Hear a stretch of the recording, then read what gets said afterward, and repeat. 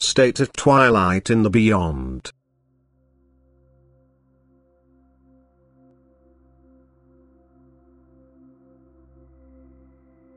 Souls passing over into the kingdom of the beyond without having found their Redeemer will find themselves engulfed by thick fog, providing they don't enter the kingdom of darkness due to their totally God-opposing way of life on earth. But there are people who have not become guilty of any explicit wrongdoing, whose offense generally consisted of failing to do good works, who can neither be called bad nor good and whose spirit is therefore not so dark as to be expected by profound darkness in the beyond. Nevertheless, they are not suitable for the kingdom of light either, for their souls are not yet receptive to light, their souls are still encased in thick twilight, they have absolute minimal realization, depending on their deeds of love which a soul will be able to look back on. And most souls called back from earth are in this kingdom of twilight. People, who were apparently righteous in the world and yet have little faith because they lacked love on earth. And these souls are now facing a time of utter barrenness. A time when they wander about lonely and alone with their thoughts.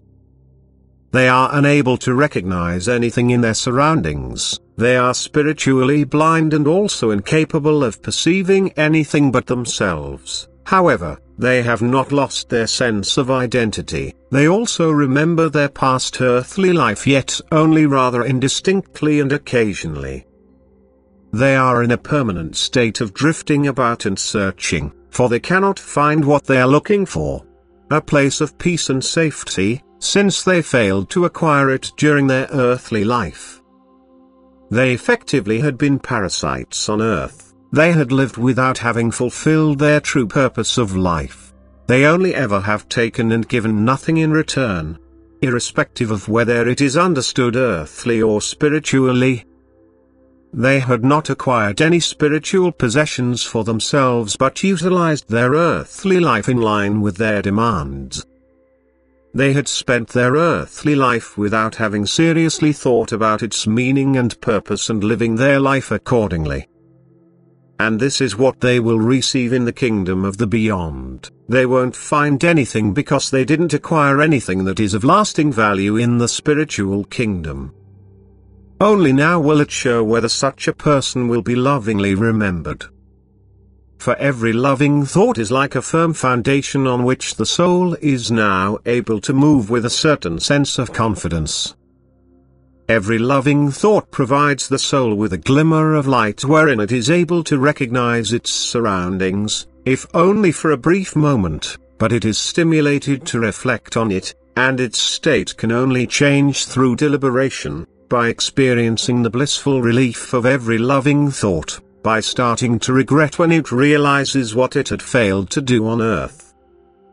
And depending on its nature, its willingness and its resistance, the state of such a soul can change equally soon, if it is not entirely obstinately minded, in which case its blindness can last an extremely long time before the twilight will give way to a small wave of light. And since only loving thoughts can provide this relief, much strength of intercession has to be bestowed upon the soul. It should not be left to its fate, which merely would infinitely prolong its lightless state, for only love will be able to change it, love, which fellow human beings will forward to such a soul and which the soul itself lacked in earthly life, but which will be accepted by God on behalf of such a soul. But it is possible for all you humans on earth to render much help with your love, and you should therefore constantly stay in mental contact with the souls of the departed. Time and again you should tell them about the gospel of love and that they, even in the beyond, will still have to comply with these two commandments, to love God above all else and their neighbor as themselves. For this is the only way by which they will be able to make contact with Jesus Christ, without whom it will be impossible for any soul to enter the kingdom of light. The souls still wandering about in the twilight have not yet made any contact with Jesus Christ, they have not yet found salvation, which was the reason for their life on earth, but they absolutely have to attain it in the beyond if they don't want to descend into the abyss. Souls wandering about in twilight have not yet been pushed into the abyss. They still have a slight opportunity to find their path into the kingdom of light, for after a long time of barrenness beings of light, which, however, do not identify themselves as such, will repeatedly direct them towards the right path leading to Jesus Christ. And in order that they will follow the beings of light, in order that they will surrender their opposition, they will require much intercession which you should not deny to the souls. They will be eternally grateful to you if your love will prevent their fall into the abyss, if you will help them to find their way out of the twilight into the kingdom of light. For your loving intercession will prevent their regression, their souls will become softer and more yielding, and they will find salvation through Jesus Christ, who forgives everyone if only he remembers him and calls upon him. Amen.